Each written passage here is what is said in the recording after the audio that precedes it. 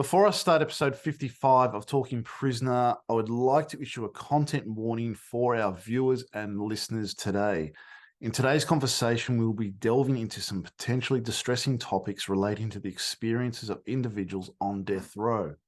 We'll also be discussing matters of life, death, guilt, and redemption, which may involve talking about violence, crime, and the emotional trauma associated with these issues. We want to give our audience a chance to decide if this conversation is right for them at this moment. If these themes may be distressing to you, please feel free to step away and join us for another time. For those who choose to stay, I hope this conversation sheds light on the experiences within the prison system and brings greater understanding to the important work being done by individuals such as prison Buddhist Susan Shannon.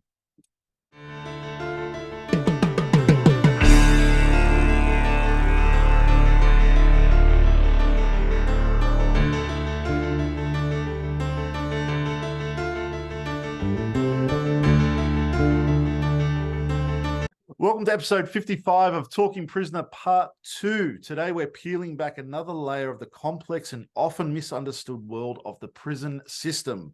We've spoken to actors, writers, and production staff in the past, but now we're venturing into the real life experience of those who work at the very heart of correctional facilities.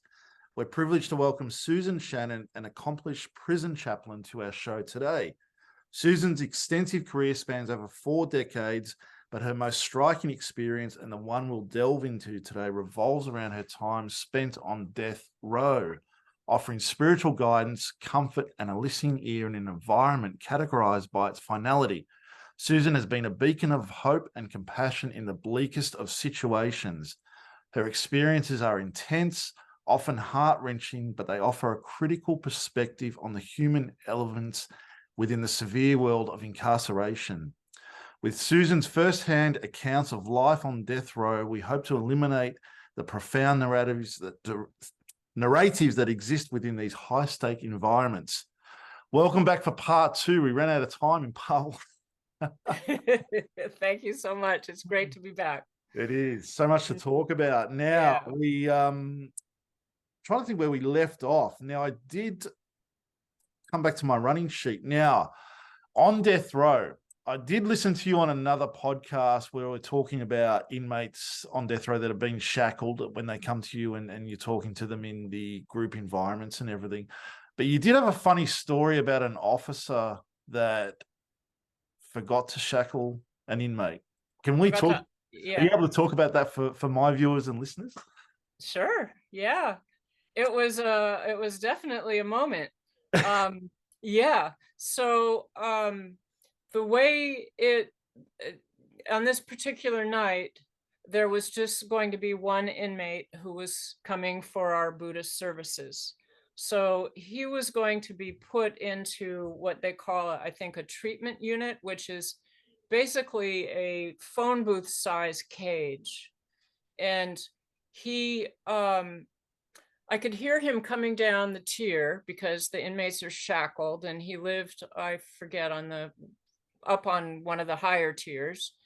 And I could hear him coming down, and I could hear the chains and the shackles. And the way it's supposed to work is I'm sitting in this room that's about 10 by 20, and the 3 cages are in the back, and then there's 5 benches in the front. And the inmate comes down to what they call a kind of a sally port kind of a thing, that is a little room off to the side where the inmate would come in through the gate with his tier guard. They called them their rides sometimes, my rides. So they're shackled together, and the guard will unlock the door, and then both of them will come into this little holding area, and the guard will lock the door behind them. So for a moment, they're in this little holding area together. And then the guard will unlock the door to where I am, and the inmate will come in, and he'll still be shackled, and the guard will lock the door behind them. And then the guard will sort of, they do this rather beautiful, well, again, I don't like to use the word beautiful, but it's like capoeira. Have you ever seen capoeira, the Brazilian capoeira martial art? It's kind of a dance form, and they swing around together, where the inmate will go into the little cage and put with his arms behind him, which are still cuffed, and the guard will close and lock the cage and uncuff the inmate so he doesn't have to sit in cuffs. And then the inmate's free in the cage and will turn and face me and we'll start, right? Well, on this particular night, and this inmate, I knew his crime. He was, he's a serial killer, which was neither here nor there to me, because I saw him as a mid-70s-year-old man who knitted hats for the homeless, and we talked about normal things. But on this particular night, they come down, they go into the little holding area, and the guard, after he opens up to put the inmate into the cage, rather than putting him into the cage, he just releases him right there. Wow. Just releases him right there with me sitting right there. Wow. And I'm sitting there going, what? And I'm thinking, anybody else on this planet would be scared shitless. Yes. But I look at the inmate, I'm not going to name him, but I look at him and he looks at me, and we had the same expression on our face, which was like, what the fuck, and we both just we both at the same time, we went, we just shrugged. And the inmate kept his hands behind his back, even though he wasn't shackled. So he was, really savvy. And I'm looking around, and the inmate says to the guard, you're not quite done here yet. And the guard just looks at him, and that drew the attention of the guard up on the gun rail that had the rifle, who they often would kind of doze off, which is kind of odd. Oh, so they're actually standing up there with rifles. Yeah. One of them's up there with a rifle, but they just kind of. And anyway, he looks down and he goes, "Dude, you're not supposed to uncuff him." Fucking hell, cuff the guy up, And then the guard who had let him go, who was obviously new, just starts having this panic attack, and he's like, oh shit. And meanwhile, the inmate's standing there with his hands behind his back, and I'm sitting there, and we're both kind of giggling. And so then it resolved. But that was one of the more humorous moments on death row, for sure. Wow. And that leads me into my actually, I have some questions about officers as well, but it leads me into the next question, where you said there's some humor. Is there much humor in death row, or laughter?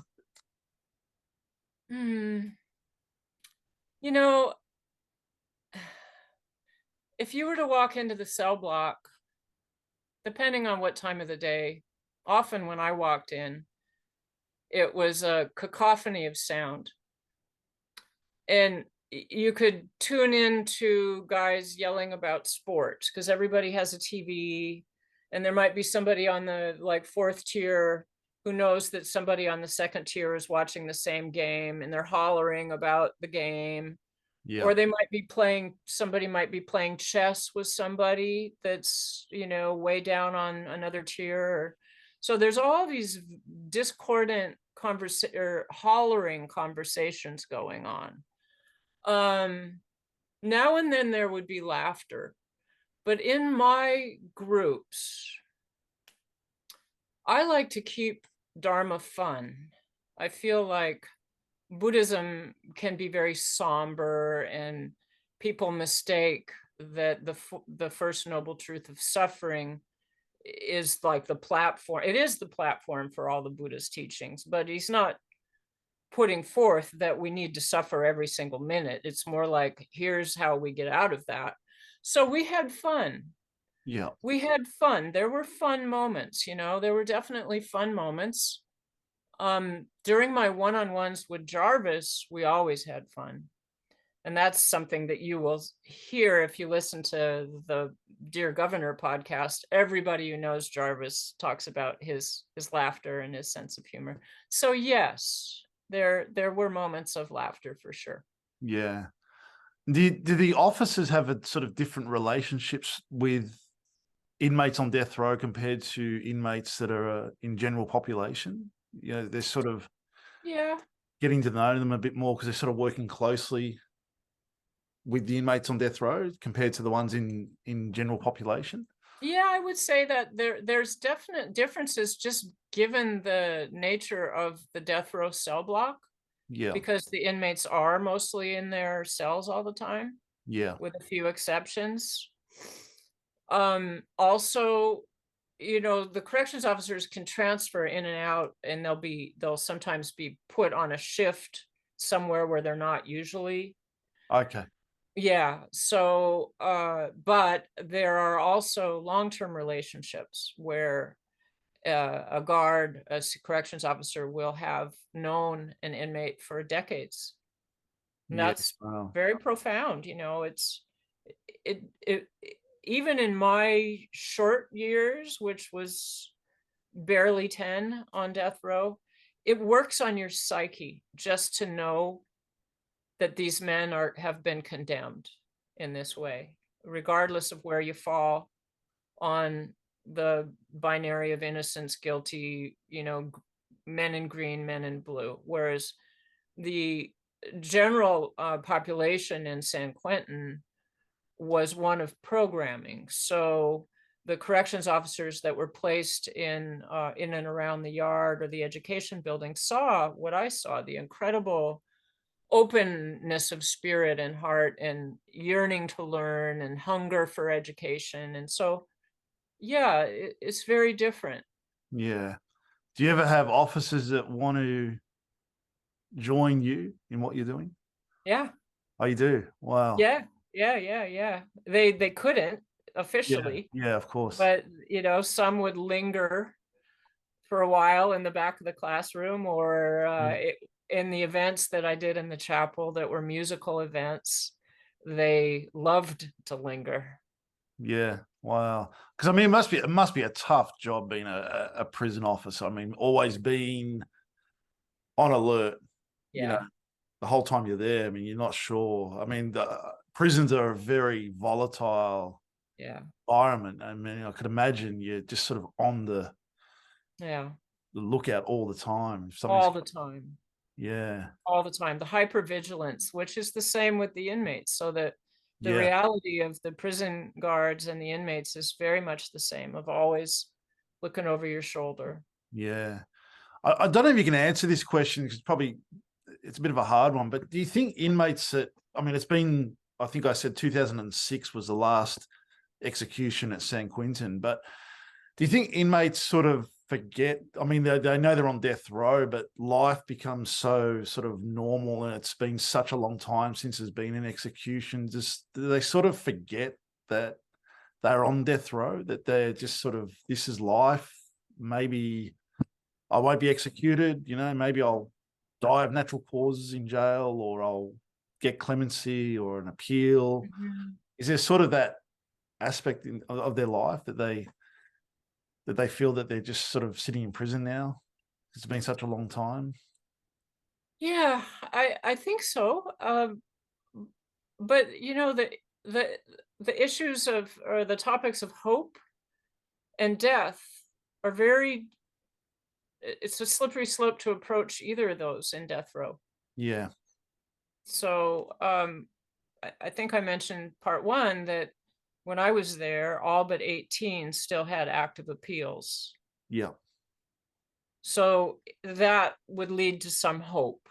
yeah, And yet at the same time, I have heard from inmates who transferred off of death row over the last 4 years as part of an experimental program, who found that going into a lower level prison where they had a cellie, uh, a few of them have written me and said, if it keeps going like this, I kind of wish I was back on the row.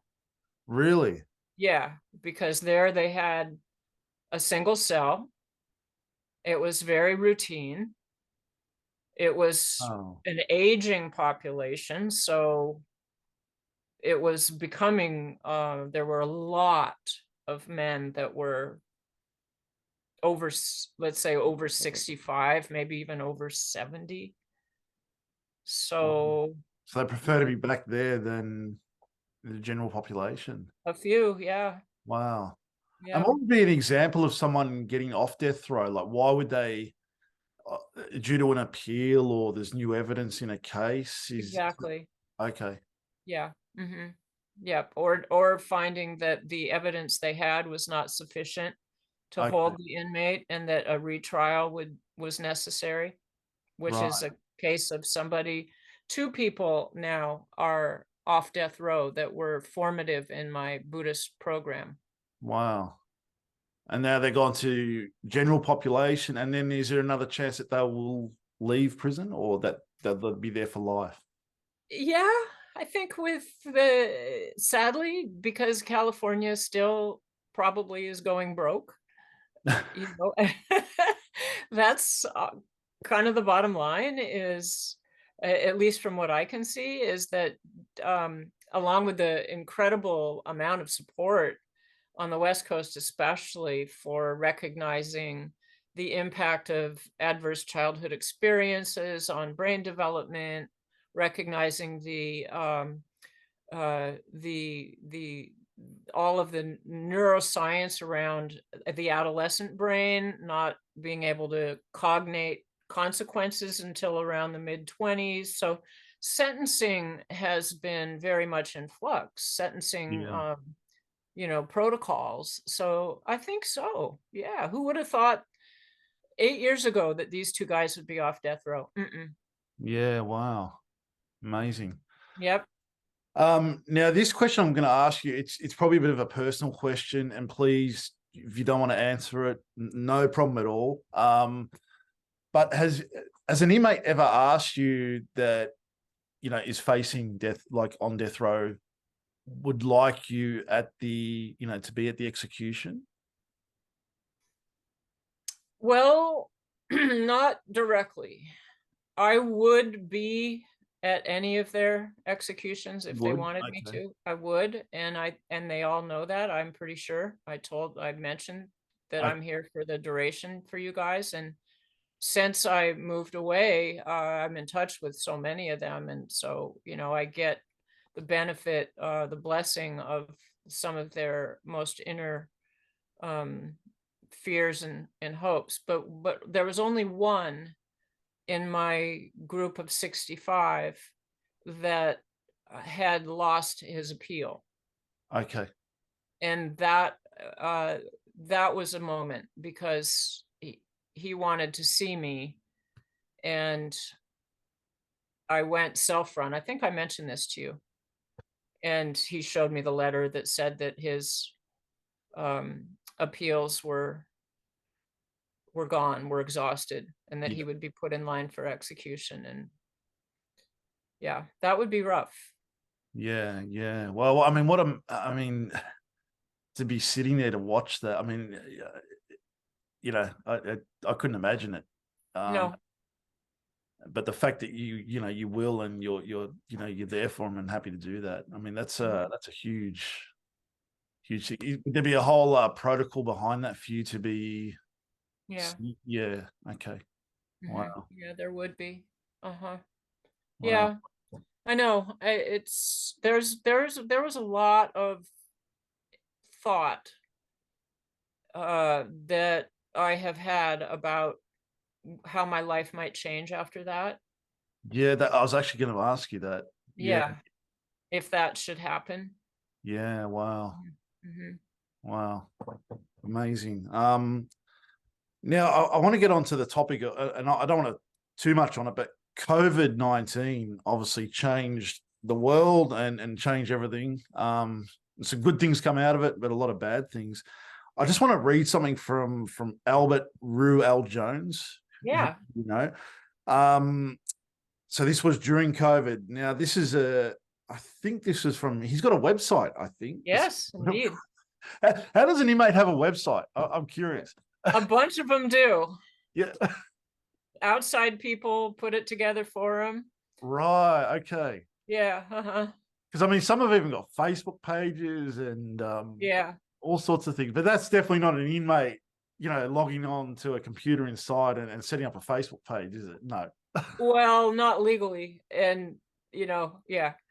I mean, I know guys who are out now who said they've been on Facebook for like 10 years before they got out, but they're not death row guys. So they're, admitting to having had a cell phone all that time.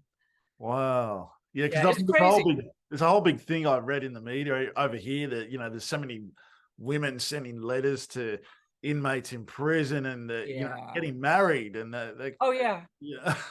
It's a whole thing. I have books about it. Oh, really? Yeah. Yeah. It goes on In over my, there as well. Wow. well, it's true. And, yeah, there's a book a lady did well, I don't want to distract you from the No, that's COVID. okay. Please go. Okay. Yeah. A lady did a book called Women Who Love Men Who Kill. And I traveled with that book one time, and it was really funny to sit there in public places with that. It was kind of a little bit of an experiment with mine. The other one is Men Who Rape, and that was, but I won't go there. But anyway, this woman did this as a thesis, as a part of a dissertation, and then it turned it into a book. And Wow. it was fascinating, and it provided a lot of background to me for many of the men I knew who got married in prison, which is that the profile of a woman who marries a man in prison, generally speaking, of course, there are wonderful exceptions, is that she's very much a power monger. She wants control, total control. You can imagine, right? She has all the control over all the things that have to be done in the world, including a lot of legal stuff, any kind of banking, finances, visits, you name it. But mostly she has control over when she sees him. He's never in her space. She knows where he is at all times. She knows where he is at all times. And then often in that kind of a profile, when the man gets out, it's just a blow up. It falls apart. Yeah, I was going to ask you that. What's the chances of it all staying together when they? Yeah, okay. Not much, but some are tried and true for years and years. And I know a few who were married for, like one guy, I think he was married for something like 30 years before he finally got out. And the love is so strong. You can just feel it. I met many of the men's wives at our graduations. They'd come in for the graduation, and it's just absolutely beautiful to see that enduring quality of love that lasts after the men get out. Wow. So some exceptions. Yes. Going back to Albert, his statement, I'll just read it quickly. This prison has no COVID-19 cases for the first 4 months that it came to this country. This prison and the guards started getting tested at the gate with temperature check and was all good. Then this other prison warden and a judge sent 121 guys to this prison that had no cases. When them guys got here the next day, all hell broke loose. Yeah. That prison named Chino had 750 guys with the virus with on a few death. Sorry, I'm just reading this from his website. So the judge and warden sent them guys to 4 other prisons in this state. No, our warden could have said no, but he let them in. Yeah. But now that killer virus is in the prison and hit our building, the hardest death row, the guards have worked in the building that them infected guys went to and then worked in here. And that is how I got it in here. And now guys are losing their breath. I'm looking down at the tier and seeing the first guy die from the virus. The nurses and guards are taking turns on pumping on his chest, but they don't know it's the virus. They don't have a mask on. They just just think he's dying. Sorry, I'm just reading from the statement. Dying Yeah. from a heart attack. No, they are getting exposed to the virus. For the next 4 days, guys are being shipped to outside hospitals. This building is going crazy. I'm scared to death because I woke up with a fever. It only lasted 1 day, but then no taste, no smell. My neighbor of 12 years went to the hospital and he died. Guys just started passing from the virus, and most of them had some kind of underlying. One of my homeboys, the one only black guy that died, it hit me hard. So that's from his website. He just read it word for word. Yeah. So what was it like when COVID hit the prisons? Oh man. Well, yes, and Rue, Albert Rue, he's got long COVID now. Wow. He got it really bad. So just a little bit of background.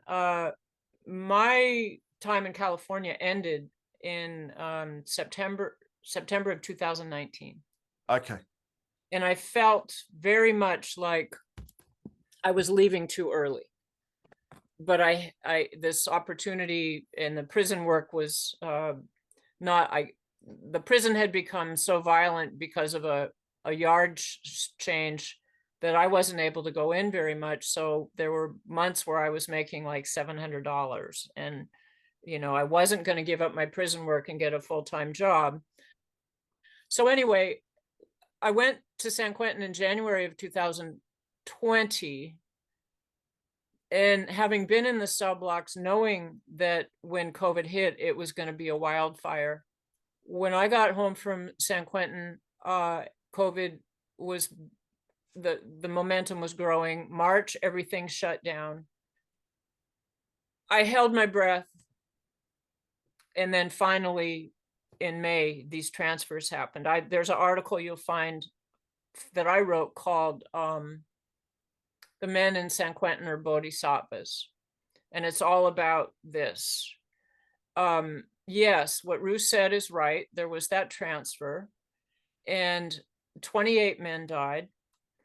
And the conditions in the cell blocks are so prehistoric that it was just absolutely horrible. I laid on the floor in fetal position weeping when I was calling on, like twice a week, calling the chaplains there, has it hit yet, and just knowing it was going to wipe things out. And Yeah. they were completely unprepared, and I was getting letters from guys that were describing what Rue describes, of when somebody is sick or when somebody gets needs attention, medical care, they call man down. And the guys were saying, both in the mainline and death row, that they're calling man down like every 5 minutes. Wow. People are dropping like flies. The entire prison became a do they call them sanitariums? Like when tuberculosis hit, Yeah. became a sanitarium where they moved these big army tents down into the yard, and they moved they made tents in all the chapels, moved all the things and the religious things in the chapels out to make room for to make hospitals. And it was horrible. People sick everywhere, and the administration, who could have done something all along to make the airflow better, to be more sanitary, they didn't know what to do. And there was so much finger pointing that the response was very delayed. And Jarvis talked to me once during, I think it was after he got COVID twice. He was one of the first to get it. Oh, wow. And true to form, he found humor in it. He says, Susan, the guards are walking around here like they got these vacuum cleaners strapped onto their backs. And it was with the hoses coming down into their face. And it was the PPE, right? It was Wearing them. Oh, wow. yeah, they were in full PPE at some point. And but to be and that was actually when my prison ministry program exploded as well, because previously the focus was only on death row, and when I realized how big this was going to be, I knew it had to expand, and sure enough it did. But it was horrible. It was horrible.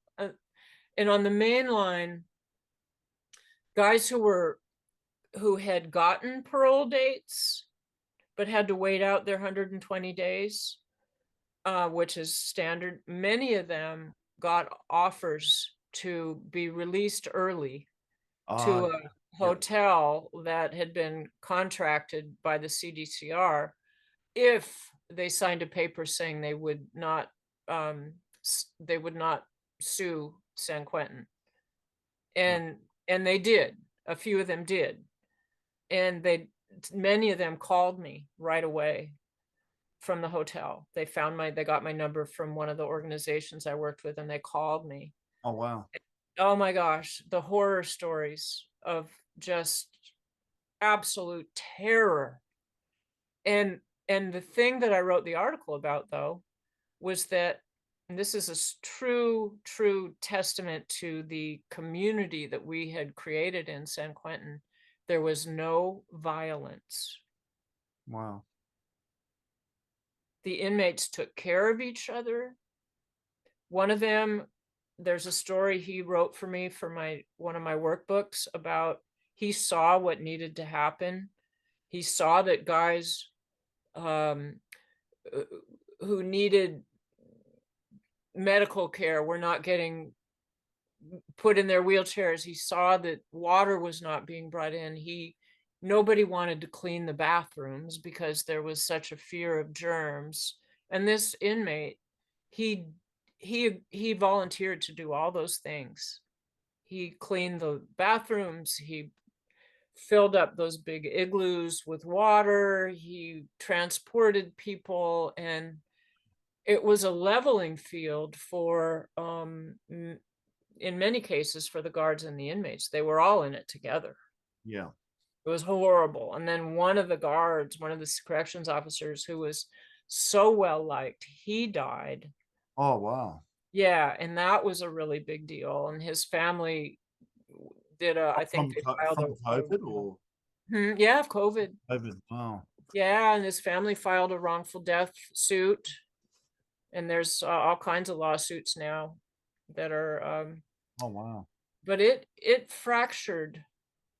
It more than fractured, it exploded the community that we had created. Yeah. Wow. It's unbelievable. Unbelievable. Yeah. So will you go back and do work at San Quentin, or your time is done there, or you will? Yeah, I'm willing to do both. As of last week, I think it's leaning towards going back in, because my first mentor, the Catholic chaplain, just got rehired. Okay. And he is the one who got me into death row, and a lot of the guys know that they can get to me through him, and so we are going to conspire. So I'm pretty sure I'll be going back in. Yeah, You're looking forward to that? I am very much. You are? Yeah. Yeah. Yeah. Now you're I don't think we spoke about it in the first episode, but your prison ministry that you have now. So how does all that, I mean, can you explain to the viewers and listeners how that sort of works? Yeah. Are you meeting after they get out of prison, or you sort of going around different prisons to see them? No, neither of those. Okay. So when I was getting ready to leave California, the last group that I spoke to about my leaving was death row. It pained me so much to leave them, because I knew that I probably wasn't going to be replaced. So I hoped that we could pay forward what we had done over the years, all the times we spent in study and discussion, and all the transformation that had happened in their lives. So I was laying out kind of like hints that what can we do to pay this forward, and hoping that one of them would say, why don't we do a correspondence course, or why don't we create a course. They knew that I had been working off of this 21-page outline that I created, and so of course I jumped on that. And then another one of them in that particular group that night said, and why don't we make it available for women on death row, because Oh, women on death row are very underserved. And everybody's like, yeah, that'd be so cool, and so here are these death row guys who virtually have no opportunity to serve the world, coming up with this amazing idea. And with a little bit of, pushing in that direction for yeah, me, because I really wanted to do I wanted to keep them engaged in what we had done. It wasn't dead. It was not dead. What we had yeah. done deserved Um, to be going out in the world.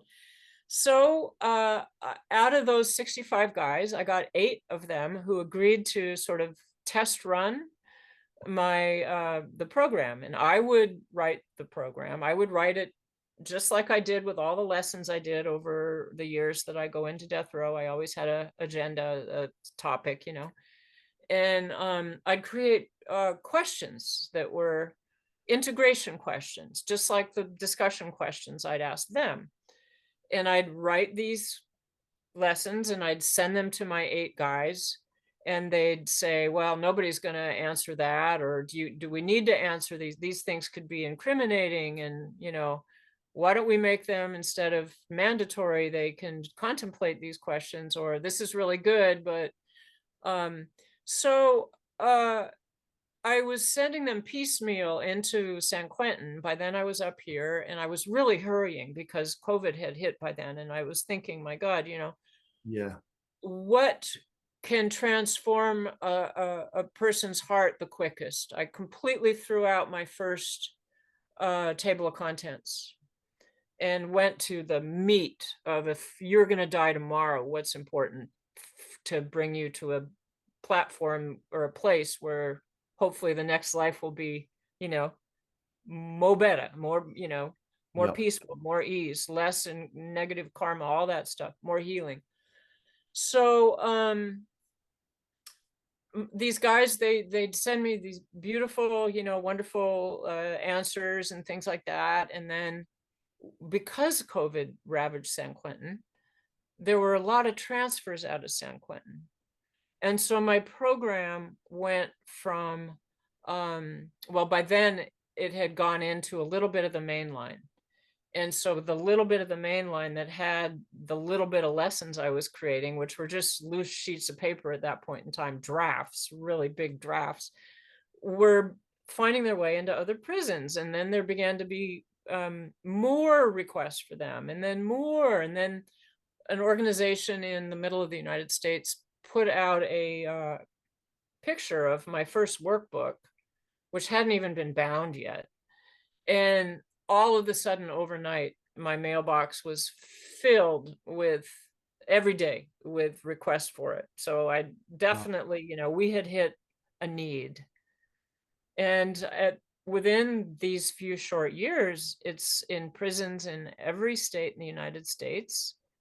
Just today, I picked up my second workbook, which has taken me 2 years beyond what I thought it was to write, because I've been so busy filling yeah, requests for the first one. And I have 12 volunteers. So the way it works is, up until recently, and probably going forward, any inmate who requests the workbook in an introduction to Buddhism in 12 modules gets the workbook. And they send if they want a certificate from us, they send their responses back to my Buddhist prison ministry PO box. I then issue them a certificate of completion, and I send their responses out to one of my volunteers, who are all seasoned students of Buddhism of different traditions. And they anonymously write their comments on, and then they send them back through my PO box. So it's gotten rave reviews from all the participants, and actually started some programs now in other prisons. People are using the workbook to start Buddhist programs. Yeah. A corrections officer, even in some state where this inmate said he was the only Buddhist in the prison, and he was in solitary, I believe, or a death row, I don't remember, but one of those, solitary or death row, where he had a one-on-one with the CO, right, with the corrections officer, kind of consistently. The corrections officer actually looked up Buddhist materials for inmates and found us. I found, And wow. yeah, Yeah. and so hooked us up so that the inmate could have a copy. It's just been Yeah. absolutely stunning, Yeah. Wow. just amazing. Yeah. Just how it's just spread right through. You know, there's a beautiful prayer that is my guiding light, and it's the very basic kind of translation of it is, there's a word I'll use called bodhicitta, which means the awakened heart. And so it's may the precious bodhicitta arise, uh, arise where it has never been, and where it has been, may it multiply. And that's been my guiding navigational set point, that part about go where it has never been. So that's part of my big commitment in working with prisoners, inmates, and Buddhism, is because Buddhism is, the way I present it, is it's much more of a lifestyle. It's Yeah. much more of a perception or a perspective on life that the tools and skills of it can be used no matter what somebody's faith tradition is, if they don't consider themselves a Buddhist. So it's perfect Yeah. for people who are living behind bars who want to transform their inner life. It's perfect. Yeah. And then So I'll now we're get actively through with it once fundraising. separately. Oh, fundraising, yes, which is on your Yeah, website. yeah, we're Yes. actively fundraising now because our coffers are low. Well, we will put a link to your website on the Okay, cool. definitely. Thank you. Do you want to work with women on death row? Is that something that Sure. yeah? Yeah. Yeah, in fact, one of the grants I'm about to apply for is specifically for Buddhist women, and women who identify or are Buddhist friendly. And I'm brainstorming in my mind of a program or a proposal where either me or one of my volunteers could actually travel and meet Yeah. people, and let alone the correspondence part, which has been great, but there's a time and place for face to face. Yeah, definitely. I agree with that. Mm-hmm. I just want to read you something. Australia abolished the death penalty in 1985, and Parliament introduced a legislation to Parliament, which is, like your government, that prohibited the reintroduction of capital punishment. So we'll never have it here in Australia. And some people think we should, and some don't. I'd like to ask you, and I'm pretty sure I'll know your answer, but do you agree with capital punishment? Do you think the death penalty should be abolished everywhere? Mm-hmm. I do. Right. Yeah, we're all gonna live and die imperfect human beings, and if somebody has fallen through the cracks so far that they commit such a fracture in the fabric of a balanced society, as do people who commit great acts of violence, that's kind of on us. That's kind of on the world. That's on, in terms of restorative justice, if we let somebody fall so far from the tribe that they do that kind of a thing, what can we do to bring them back into the tribe, and what can we do to prevent that from happening again? So there's only a few, I think there's very few exceptions to the truth that most everybody can rehabilitate. And I spoke to that in my Talking Sopranos piece too. I think Stephen or Michael asked me about that. Yeah, I think there's a few people who have behavioral brain things going on that are unsafe to be out in the world, but to put them into a cage for the rest of their life, mm-mm. Yeah. Without any, help or services or, yeah, I I do. I think capital punishment is just wrong. And I know we spoke about it before we started this interview, and I told you I was listening to a podcast about an inmate that was going to go to jail for 5 years, and he asked the judge if he could have a few days to get his affairs in order, which I didn't know was a thing over in the States. We don't have that here. There's no way you could ask a judge, God, can I have a day or two to get things organized before I go to jail? That just doesn't happen. But over there, Yeah. it does. I And don't know, I guess. yeah, and the judge said yes, and then a tragic turn of events on the weekend that this inmate Yeah. was getting his affairs in order. He tried to commit suicide, took some pills, and drank, and ended up driving his car and was in a major police chase. Didn't kill anyone, didn't hurt anyone. Could have hurt someone, could have killed someone, but didn't. Thank God. But he ended up getting 100 years Yeah. for that. I mean, and he's been in jail for say 15 now. He doesn't do drugs. He's become a law clerk. He's like a role model.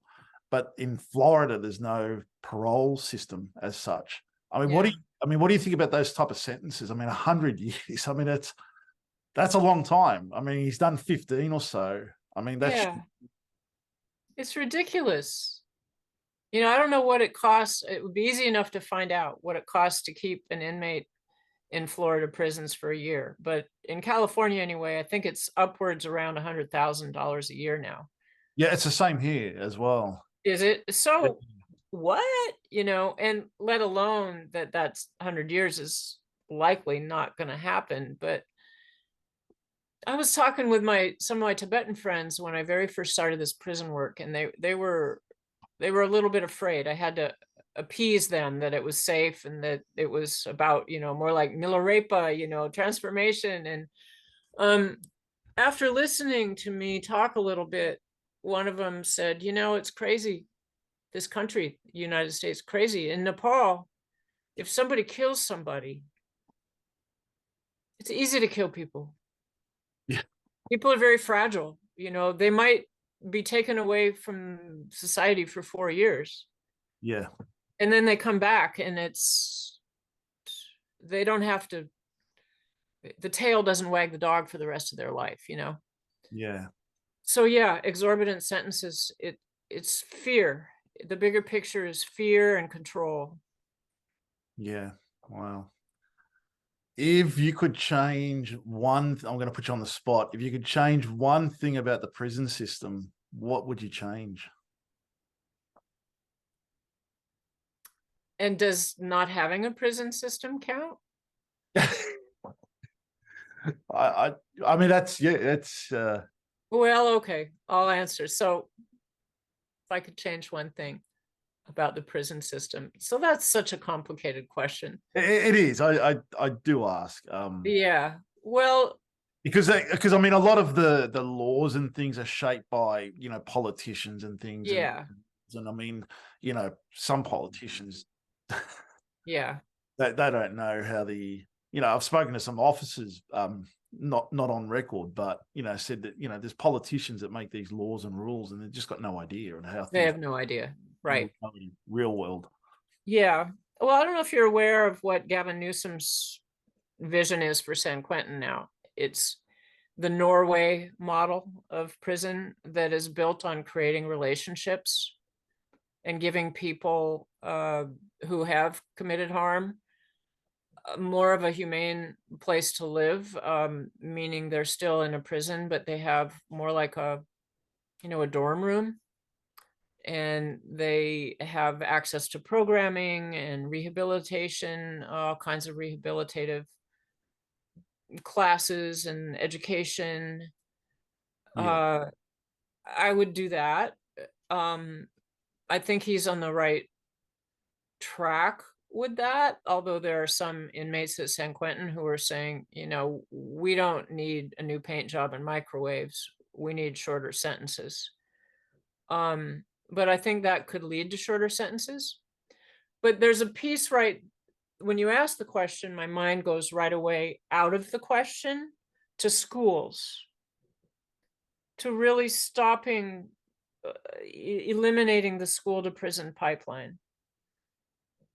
And so the more we can create connection with kids in schools, connection, human connection, caring connection, restorative justice practices, recognizing interconnectedness, the less likely people are going to end up in prison or even needing that kind of a pause in their life, It's interesting that, I mean, because when I spoke to Governor Mullins from Mount Joy Prison, we touched on that, and he said there's, some young kids, 18 or 19 or 20 that get a 6-month sentence for something really stupid.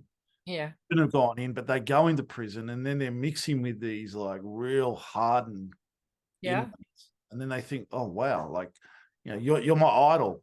And Exactly. then they go in, so innocent just from a little crime, and then they come Yeah. out and they go on to do bigger things because they're mixing with these hardened inmates. So it's interesting that I mean, educating kids and schools and Yep. Emotional literacy, the one of the programs I did the longest was based on emotional literacy, cultivating a mindfulness practice, understanding victim impact, and transforming anger.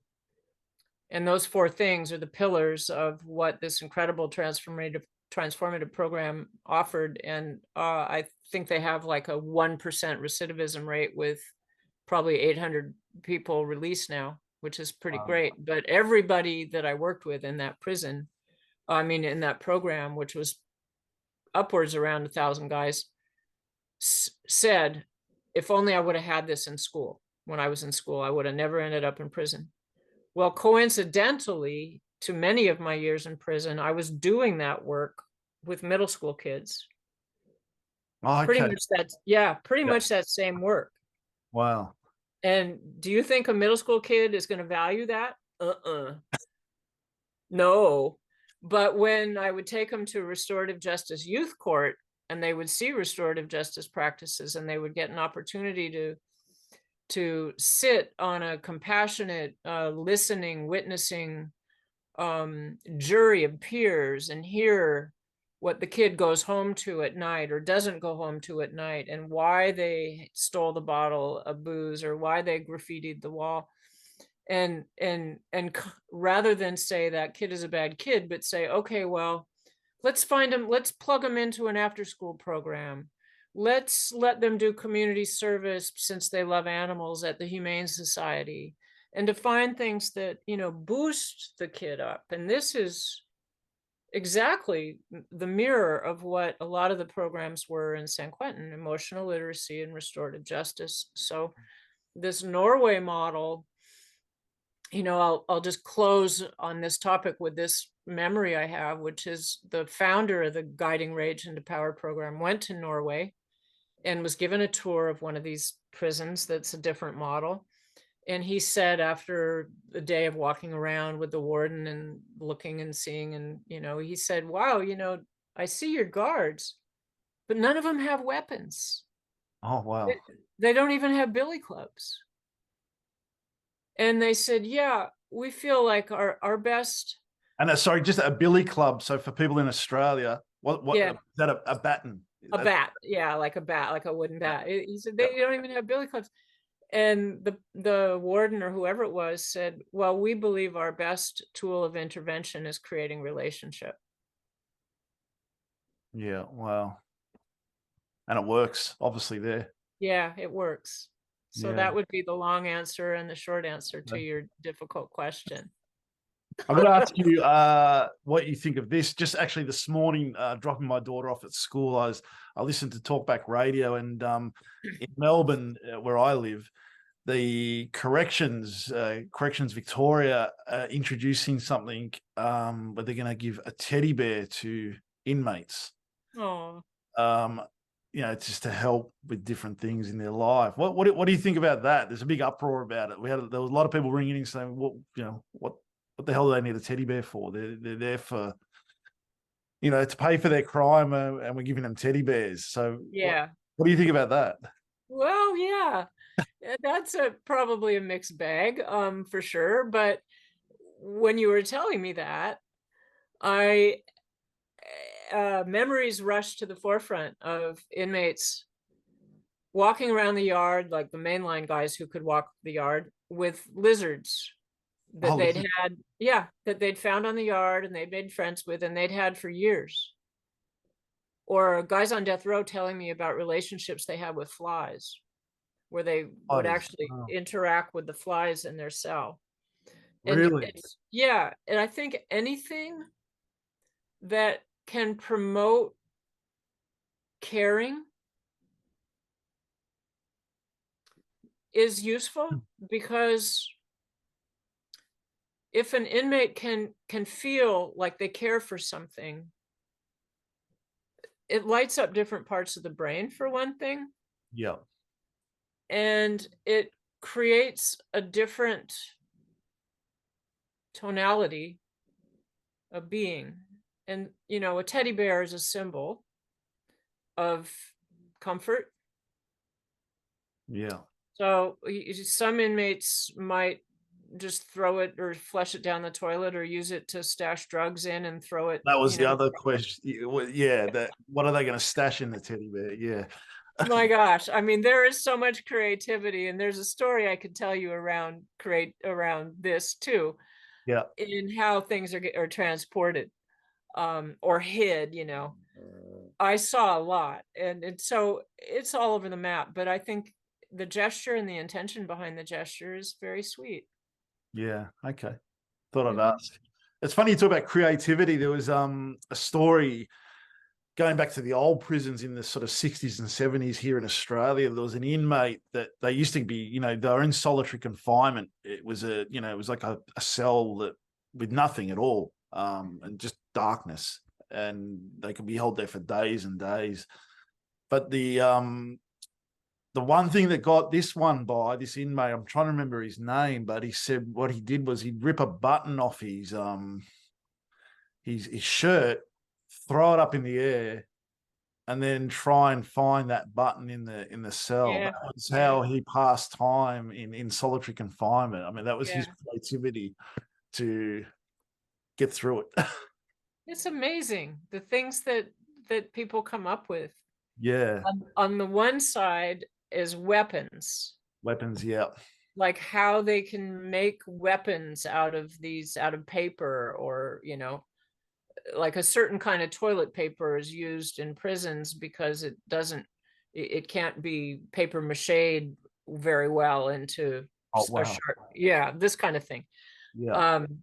But on the other hand, if I was prepared for this question, I would have a few of the cards or the little paper flowers that people gave me, the absolute beautiful art. Oh, you can take some photos of them and I'll put them up on. Okay. Yeah, definitely. I will. Definitely. I will. Oh my gosh, the creativity in this screening that I told you about earlier. One guy was saying that, one of the guitarists, he was saying that when he was first transferred into some prison, they didn't allow guitars, but he made a guitar out of a piece of paper and short strings. They usually can't have anything long that's a string, for obvious reasons. But he made a guitar, and so with the frets, he drew the frets in, and he played it so he could keep his chord chops up. Oh wow. Yeah, this is so cool. Creative, definitely. Yeah, amazing. Yeah. Now, pretty much about to wrap up. I do want to ask you, you've probably been asked 1,000 times, but the movie Dead Man Walking, have you seen it? I got to see it again. I haven't seen it for probably around when I started my prison work. Yeah. So I might not be able to answer it very well. Oh no, that's okay. I just thought I'd ask because I mean it's obvious. I remember the movie quite well with Sean Penn and Susan Sheridan. Yeah, Um, it was a powerful movie at the time. yeah. Yeah. So Sean Penn makes friends with what's his name? The older inmate, right? Yes, from memory. Yeah. Yeah. I'm trying to remember. It's been a long time since I've seen it, but I just remember it being a powerful movie and just Yeah. showing what. I mean, I don't know how close they portrayed the death row part of it. Yeah, I'll have to look again. There was a show I watched. Oh gosh, what was it? I think it was there's a show here, maybe it's there too, called The Good Fight. Okay, no, I haven't seen that one. It's a lawyer show. And there was a episode where the lawyers were representing a death row inmate. I was not prepared for the visceral reaction I was going to have in watching that. It was so real. It was just like being back on the row. And I've been off out of death row for 3.5 years. And my nervous system has recalibrated to cedar trees and a lot of nature. Surroundings. Wow. I was convulsing with cathartic tears. Wow. I'll have to Yeah. check.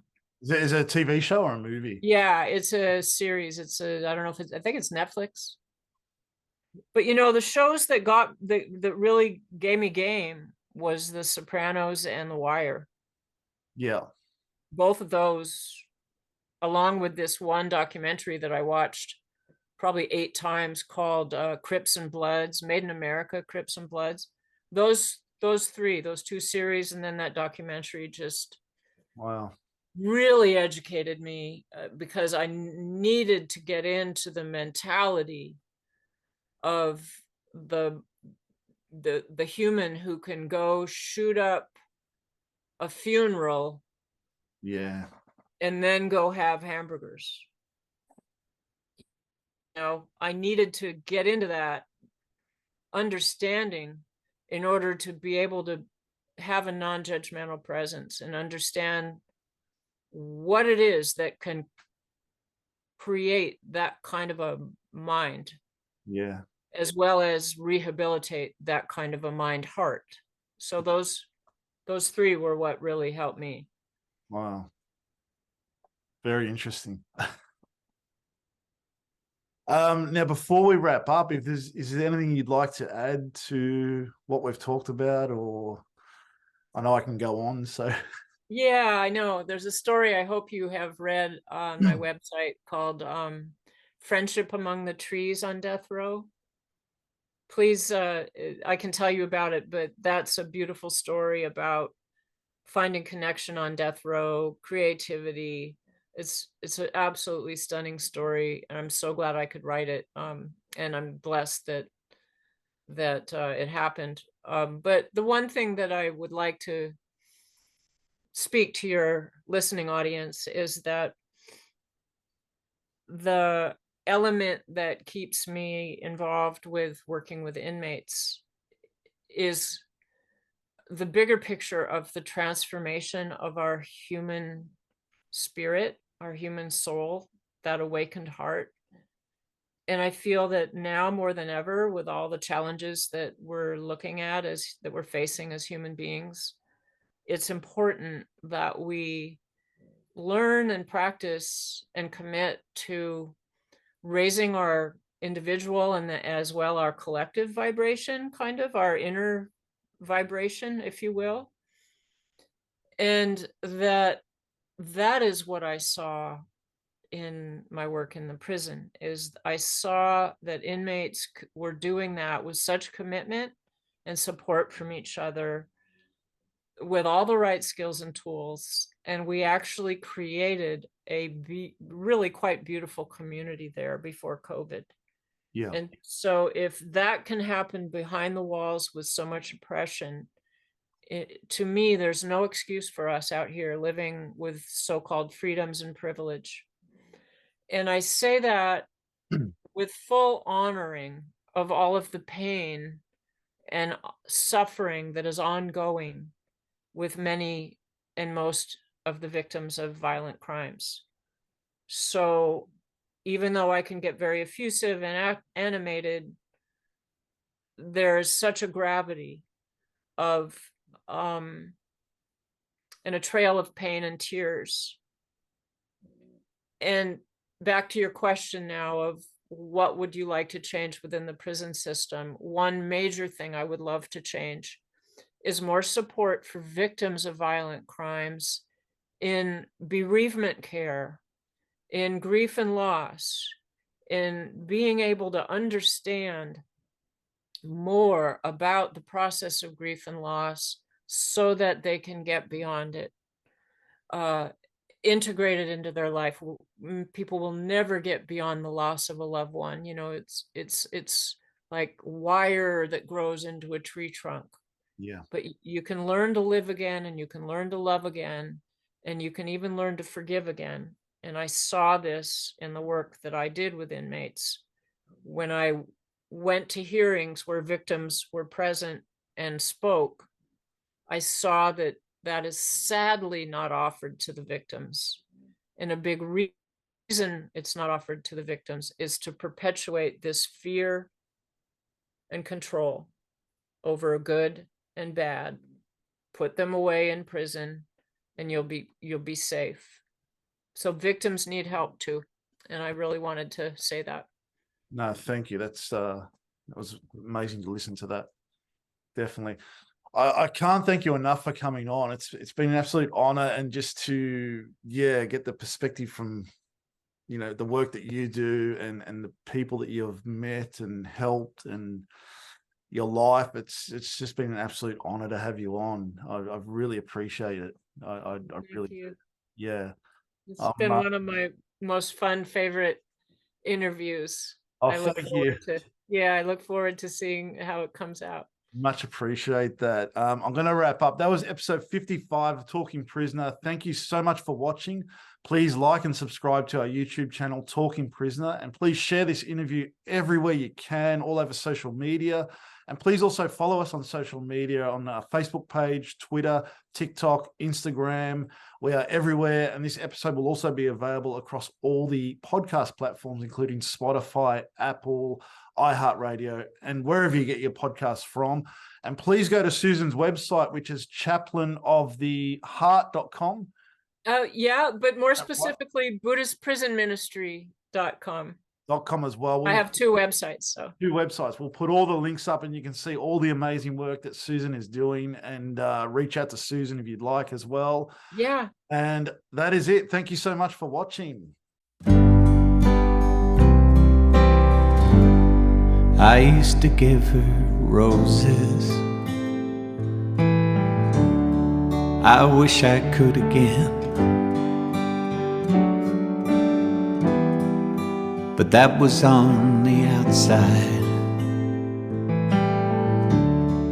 and things were different then. We'd build our world together,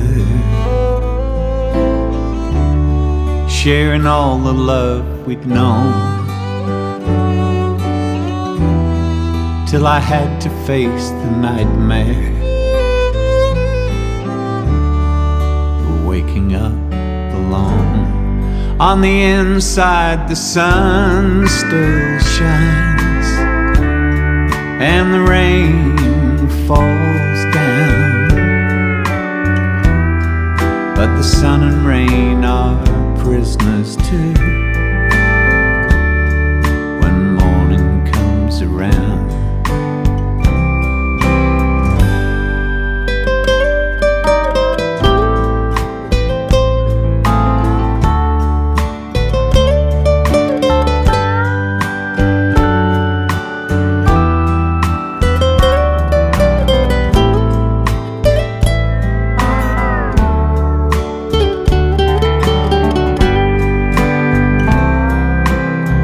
Last night I dreamed we were together, sharing all the love we'd known, till I had to face the nightmare of waking up alone. On the inside the sun still shines and the rain falls down, but the sun and rain are prisoners too when morning comes around. On the inside the roses grow, they don't mind the stony ground, but the roses here are prisoners too when morning comes around. I used to give her roses, I wish I could again, but that was on the outside, and things were different